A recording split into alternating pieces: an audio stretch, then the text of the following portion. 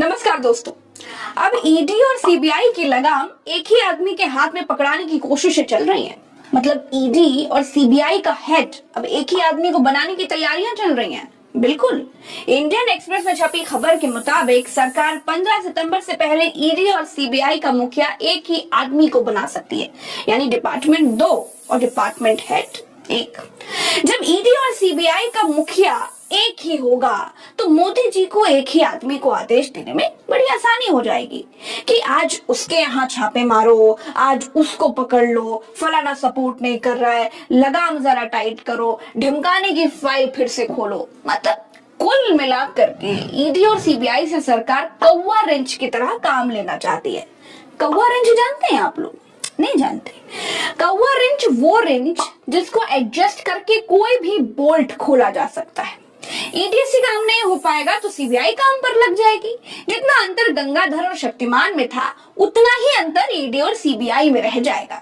दोस्तों, आपको जानकर हैरानी होगी कि पूरे भारत देश में मोदी सरकार को ईडी का हेड बनाने के लिए एक भी काबिल अधिकारी नहीं मिल रहा है।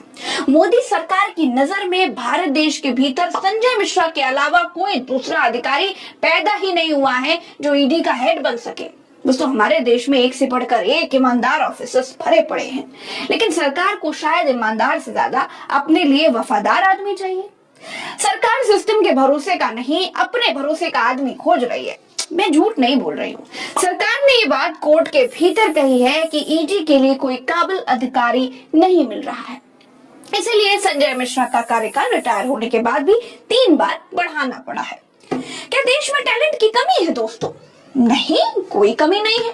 क्या 140 करोड़ की आबादी में कोई ऐसा नहीं है जो विपक्षियों के यहाँ छापा मारने वाले ईडी का मुखिया बन सके? देश में टैलेंट भरा पड़ा है भाई, लेकिन नरेंद्र मोदी सरकार को कोई ऐसा मुखिया, कोई ऐसा आदमी मिल ही नहीं रहा है जिसको ईडी का मुखिया बनाया जा सके। अब इंडियन एक्सप्रेस के मुताबिक ईडी और सीबीआई का मालिक एक ही हो सकता है। दोस्तों, जैसे तीनों सेनाओं के प्रमुख सीडीएस यानी चीफ डिफेंस स्टाफ हैं, दोनों खुफिया एजेंसियों के प्रमुख जैसे NSA national security adviser Ajit Doval ji हैं, उसी तरह से देश की 2 सबसे बड़ी इन्वेस्टिगेशन एजेंसियों का मुखिया सीआईओ यानी चीफ इन्वेस्टिगेशन ऑफिसर एक ही आदमी को बनाया जा सकता है। अगर देश में सीआईओ नियुक्त किया जाता है तो ईडी और सीबीआई सीआईओ को रिपोर्ट करेगी और सीआईओ किसको रिपोर्ट करेगा? वहां आपको कंफ्यूज होने की जरूरत ही नहीं है, क्योंकि सबका मालिक एक है। दोस्तों, अभी तक ईडी का मेन काम आर्थिक धोखाधड़ी, मनी लॉन्ड्रिंग और एफईएमए यानी फॉरेन एक्सचेंज मैनेजमेंट एक्ट के उल्लंघन जैसे मामलों में कार्रवाई करने का है, और सीबीआई भ्रष्टाचार और दूसरे आर्थिक अपराधों के खिलाफ जांच करती है। दोस्तों, जब 2 एजेंसियों के मुखिया अलग अलग होते हैं तो दोनों की जांच अलग अलग हो सकती है, दोनों की जांचों का रिजल्ट अलग अलग निकल सकता है।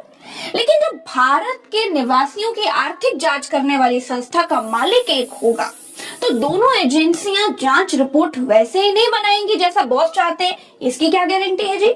जब मुखिया एक बना दिया जाएगा तो तानाशाही नहीं बढ़ेगी, इसकी क्या गारंटी है भाई? अगर दोनों एजेंसियों का मुखिया अगर किसी से चिढ़ गया तो उसे पूरी तरह से बर्बाद नहीं कर देगा, इसकी क्या गारंटी है? क्या देश में दोनों एजेंसियों का मुखिया एक ही आदमी को बना दिया जाएगा तो वो सामने वाले के लिए भस्मासुर नहीं बन जाएगा, इसकी क्या गारंटी है? सेना में एक व्यक्ति को सीडीएस बना दिया गया, तीनों सेनाओं का एक प्रमुख मुखिया बना दिया गया, चलिए ठीक है। एनएसए बनाया, चलिए ठीक है। लेकिन वो सीबीआई जो देश के नागरिकों के केस जांचती है, वो ईडी जो देश के नागरिकों के केस जांचती है, उनके मुखिया को एक करना कतई सही कदम नहीं होगा। देश में राजनीतिक लोग इन एजेंसियों को कैसे अपनी उंगली पर नचाते हैं ये पूरे देश को मालूम है। सीबीआई के लिए तो कोर्ट तक ने कह दिया था कि ये सरकारी एजेंसियां सरकारी तोता हैं। अब अगर 2 सरकारी तोतों को एक उंगली के इशारे पर चलाया जाएगा, अगर प्रधानमंत्री को देश में कोई आदमी नहीं मिल रहा है जो ईडी का हेड बन सके, तो नरेंद्र मोदी को प्रधानमंत्री पद से इस्तीफा देकर के डेपुटेशन पर ईडी का हेड बन जाना चाहिए और देश के राष्ट्रपति को प्रधानमंत्री का कार्यभार दे देना चाहिए। वो देश के प्रथम नागरिक हैं तो प्रधानमंत्री का कार्यकाल बड़े अच्छे से संभाल लेंगे। लेकिन दोस्तों नरेंद्र मोदी ऐसा करेंगे नहीं। यहाँ पर ये कारण बताएंगे कि राष्ट्रपति के पास पहले से इतना काम रहता है, वो कैसे प्रधानमंत्री का पद संभाल पाएंगे, और संविधान भी इसकी इजाजत नहीं देता है। तो संविधान ईडी और सीबीआई के मुखिया को एक करने की भी इजाजत नहीं देता है। इसके लिए मोदी जी को संविधान में संशोधन करना पड़ेगा ही। प्रधानमंत्री पद के लिए संविधान में संशोधन कर ले, ईडी और सीबीआई का मुखिया एक करने की बातें क्यों चल रही है भाई? सीबीआई और ईडी का मुखिया एक हो जाएगा तो इससे कोई प्रज्ञा मिश्रा का कोई फायदा नहीं होगा। आपका, राजेश जी का, कमलेश जी का, सोनू जी का, आपका ही, मोनू जी का, महेश जी का या फिर सुरेश जी का कोई फायदा नहीं होगा। किसका फायदा होगा वो आप सोचिए।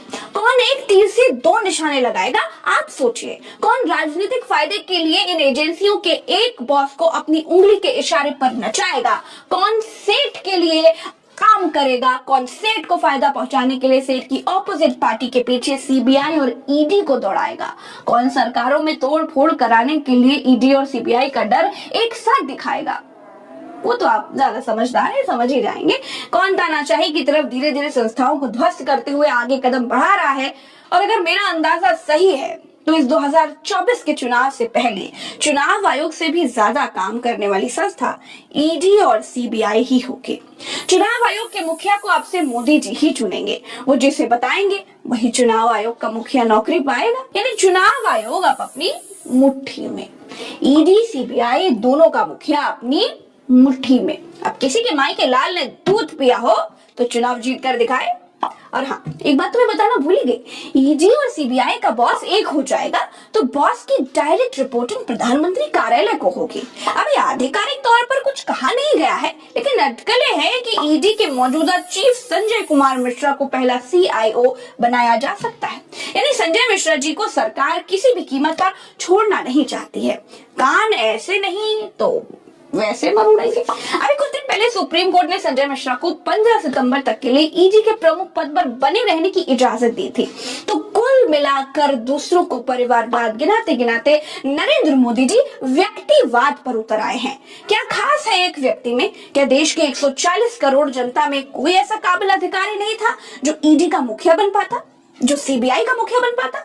ऐसा क्या है संजय मिश्रा साहब में कि रहेंगे वही, चाहे ऐसे रहे चाहे वैसे रहे? दोस्तों आज के लिए इस वीडियो में इतना ही। चलते हैं। राम राम, दुआ सलाम, जय हिंद।